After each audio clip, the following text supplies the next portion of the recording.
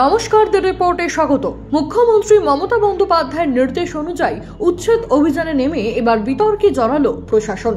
দিনের আলোয় নয়, রাতে ব্যবসায়ীরা দোকান বন্ধ করে চলে যাওয়ার পর চলল বুলডোজার। দেখুন সেই ছবি।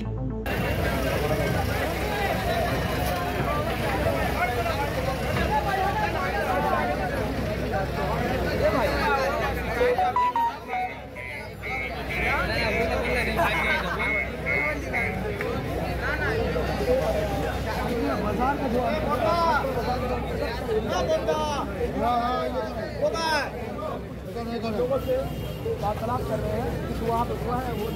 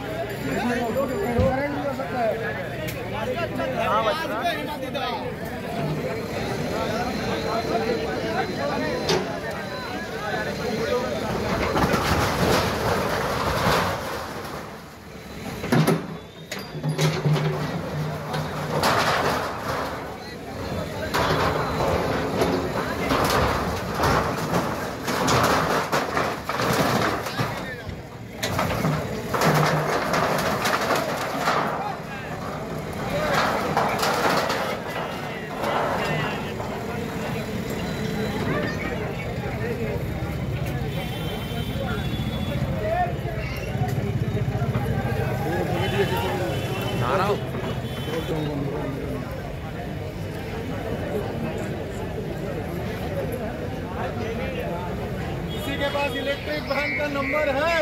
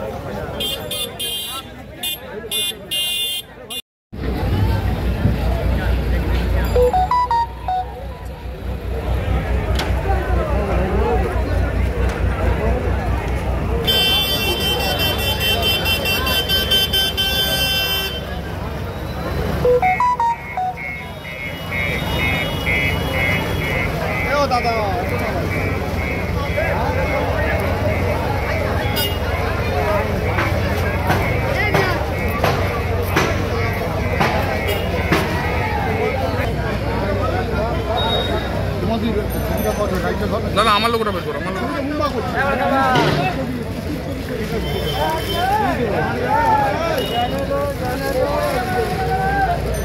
তো সোমনাথের বাইকটা আগে ধরা নি দাদা।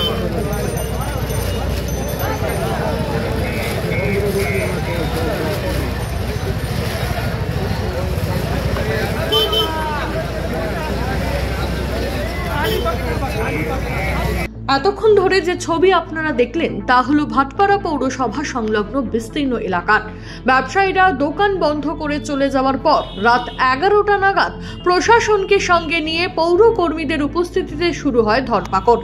এমনকি জগদ্দলের বিধায়ক সোমনাথ শ্যামকেও দেখা যায় বুলডোজারকে নির্দেশ দিতে। বিশাল পুলিশ বাহিনী নিয়ে বুলডোজার দিয়ে গুড়িয়ে দেওয়া হয় রাস্তার পাশে থাকা হোর্ডিং, ব্যানার থেকে শুরু করে অবৈধ দোকান।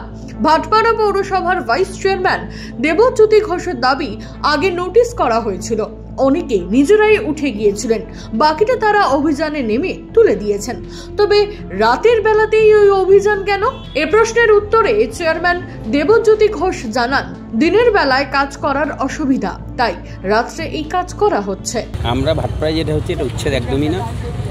মমতা বন্দ্যোপাধ্যায়ের নির্দেশের পর মাননীয় মুখ্যমন্ত্রীর নির্দেশের পর আমাদের আহ্বানে সাড়া দিয়ে ভাটপাড়া পৌরসভার ম্যাক্সিমাম দোকানদার যারা আছে তারা নিজেরা স্বেচ্ছায় উঠে গেছে এবং তারা দেখবেন যে দোকানগুলো আমরা আজকে সরিয়ে দিলাম সেই দোকানগুলো 25% তারা নিজেরা ভেঙেছে। এখন যে কনস্ট্রাকশনটা আছে 75% সেটা যদি ভেঙে সরাতে যায় ওদের উপরে একটা আর্থিক বোঝা চাপে। সেই জন্যই আমরা পৌরসভার তরফ দিয়ে লজিস্টিক সাপোর্ট দিলাম তাদের আর্থিক বোঝার থেকে রক্ষা করে।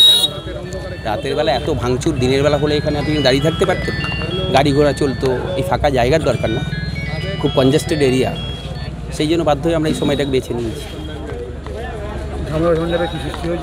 না না, স্বেচ্ছায় সরে গেছে তো, কোনো উচ্ছেদ হয়নি তো। এই যে দোকানগুলো দেখছেন আপনি দেখবেন সব দোকানদাররা নিজেরা নিজেদের দরজা এবং 25% নিজেরা সরিয়ে নিয়েছে। একজন দোকানদার অভিযোগ করেছেন যে মমতা বন্দ্যোপাধ্যায় যে 1000 টাকা দিয়েছে তা দিয়ে সংসার চলেন, আমি দোকান করে সংসার চালাচ্ছি। দেখুন, বিভিন্ন লোকের বিভিন্ন রকম মতামত থাকে। গত নির্বাচনে মমতা বন্দ্যোপাধ্যায় মানুষের রায় নিয়ে 29টা সিট পেয়ে এই বাংলাদেশ 29টা সিট পেয়েছে। আমাদের বিকল্প ব্যবস্থা করার জন্য আমাদের আশা ভরসার জায়গা হচ্ছে মাননীয় মুখ্যমন্ত্রী। ওনার কাছে নিশ্চয়ই কোনো বিকল্প ব্যবস্থা আছে, নাহলে ওনার নির্দেশে আমরা লাইভ লোকেশন ট্যাগ করাতাম না। লাইভ লোকেশন যখন ট্যাগ হয়েছে নিশ্চিতভাবেই কোনো একটা ব্যবস্থা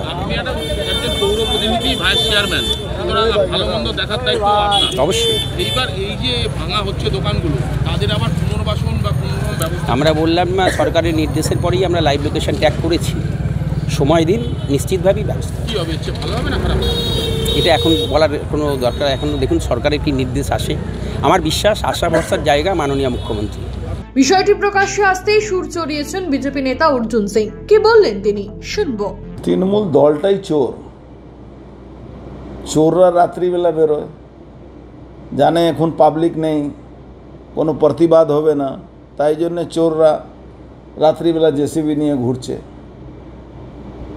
আজকে যে কাণ্ডটা করলো তৃণমূল, ভাটপাড়ায় তৃণমূলের কবর দুগুণ বেড়ে গেল। এবার 17,000 ভোটে জিতেছি, 2026-এ 34,000 কমে ভোটে জিতবে না, এটা নিশ্চিত থাকবো। আজকে কবরটা দুগুণ বেড়ে গেল। এদের সৎ সাহস নেই, এরা মানুষকে ফেস করতে পারছে না।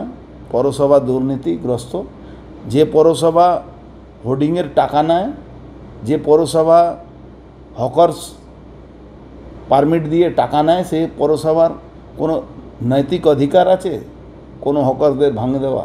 সুফল মজুমদারদের রিপোর্ট, ভাটপাড়া। সমস্ত খবরের আপডেট পেতে লাইক করে সাবস্ক্রাইব করুন দ্য রিপোর্ট চ্যানেলটি। সেই সঙ্গে বেল বাটন প্রেস করতে ভুলবেন না। আপনাদের একটা সাবস্ক্রিপশন আমাদের জন্য অত্যন্ত মূল্যবান। জয় হিন্দ।